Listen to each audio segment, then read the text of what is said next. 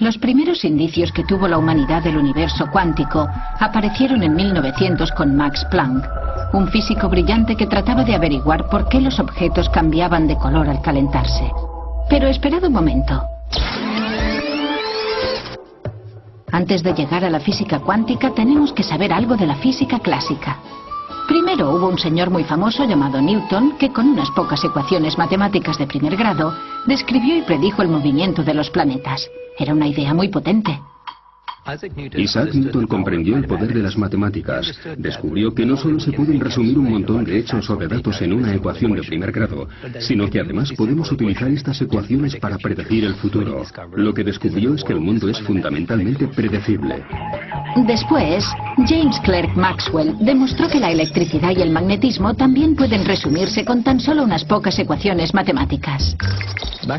Las ecuaciones de Maxwell tuvieron una tremenda repercusión en el desarrollo tecnológico del siglo pasado, el siglo XX. Todo lo que vemos a nuestro alrededor, la televisión, los teléfonos móviles y muchas de estas útiles herramientas tecnológicas que utilizamos diariamente, son el resultado de esta tremenda revolución que inició Maxwell. Entre Newton y Maxwell, los científicos pensaban que sabían cómo funcionaba el mundo real. Las cosas orbitaban las unas alrededor de las otras y casi todo lo que se transmitía, incluida la luz, se hacía en forma de ondas como las que se ven cuando las gotas caen sobre el agua.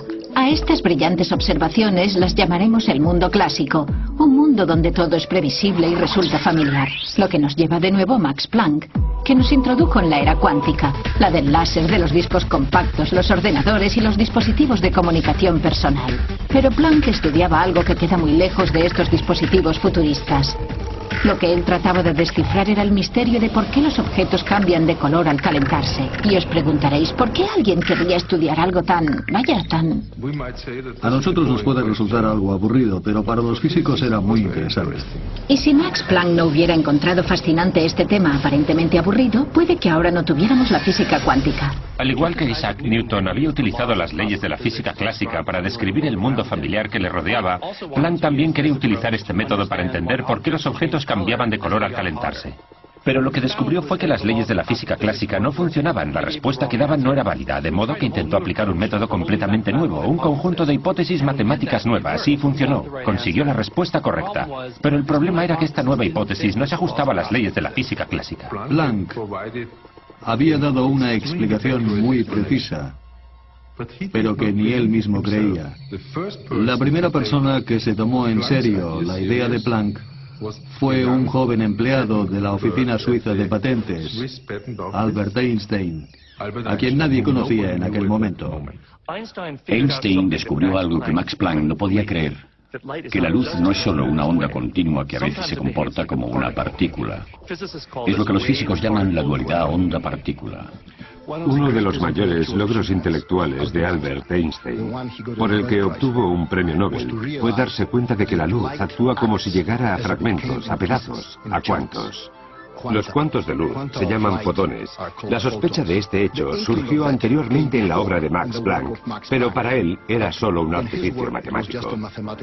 Einstein se dio cuenta de que no se trataba de matemáticas, sino de física, y gracias a ello se pudieron extraer consecuencias y demostrar experimentos que no podían explicarse con las ondas.